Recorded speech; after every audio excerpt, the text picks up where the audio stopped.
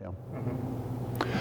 Welcome everyone. We are recording this week in Our Lady's Chapel, and it's a beautiful place here on the campus at the Malvern Retreat House. My name is Father Jim, and I'm the rector here, and we're going to be taking a look at the readings from this past Sunday. What we're doing, however, is a little review of this Connections program that's going to be introduced in the 2022 retreat year. So let's talk a little bit about how to lead the Connections program. Leaders are people who take their own faith and their own walk with the Lord seriously. Leaders are people who are growing in divine intimacy with the Blessed Trinity, the Father, the Son, and the Holy Spirit. Leaders are people in the church who follow the example of Jesus Christ, and they are people who know that it's really the Holy Spirit that changes people. But leaders, evangelical leaders, leaders after the heart of Jesus Christ, also know that they can play a part in changing people's lives and helping them to know Jesus Christ if they don't know them, or to deepen their relationship with Jesus Christ if they already do know Him. So leaders also take some personal initiative in order to get better at leading. You know, if that's the spiritual gift that the Holy Spirit has given to some people, well then leaders want to discover, develop, and then deploy that gift. Leaders in the Connections program don't lead alone. One of the most important things that a leader does in the program is to form a leadership team. So there's the leader, an apprentice leader or a leader in training, and then a host, okay? So a leader, apprentice leader, and a host, and together as a team, they run the program, the 4 different parts of the program. During the rest of this week, we're going to be looking at how leaders lead the 4 core components of the program. Okay, let's go into the first reading from Sunday.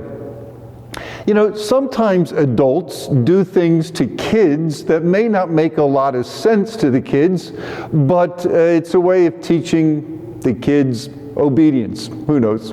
Parents are famous for this. Sometimes parents tell their kids to do things, and the kids don't always understand, but it's for the kids' well-being. Well, that's what's going to be happening in the gospel, in the first reading today. The prophet is going to be telling a lady what to do. It doesn't make a lot of sense to her, especially given her plight, but it all works out in the long run. So let's take a look at the brief summary of our first reading. In the midst of a terrible drought, a widow is collecting a few sticks to cook her last meal for herself and her son, and then they're going to die. That's pretty bleak. Elijah appears and promises the woman that she will not die if she trusts in God a little bit more. In order to prove her trust, Elijah says, "Bring me a cup of water and go bake me a little cake for me to eat." The lady's close to dying, and this makes no sense to her. Anyway, she does as Elijah tells her to do, and sure enough, as she lives, and God takes care of her. A widow is going to appear in the gospel today as well, and that's how the first reading and the gospel are linked.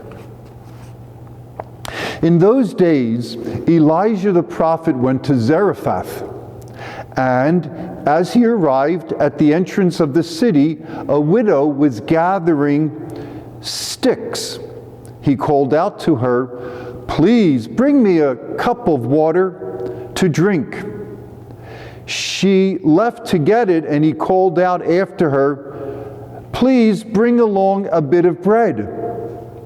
She answered, "As the Lord your God lives, I have nothing baked. There is only a handful of flour in my jar and a little oil in my jug. Just now I was collecting a couple of sticks to go in and prepare something for myself and my son.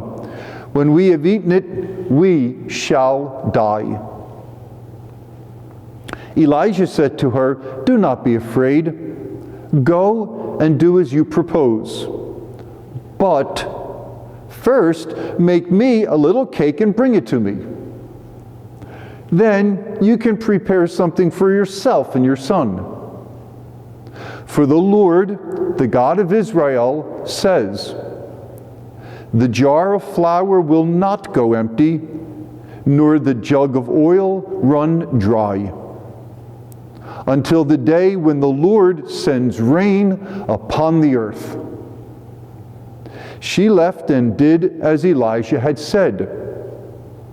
She was able to eat for a year, and she and her ate as well.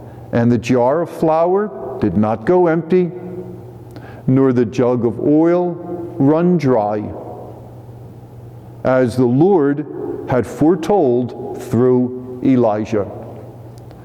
So it's about a woman who's close to death. She's a widow, and she follows the direction of the prophet, trusts in God, and God provides for her.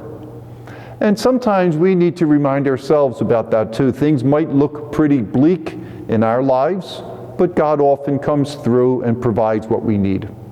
I'd encourage you to read this today several times and reflect on it, and perhaps you want to journal on it as well. Thanks, and God bless.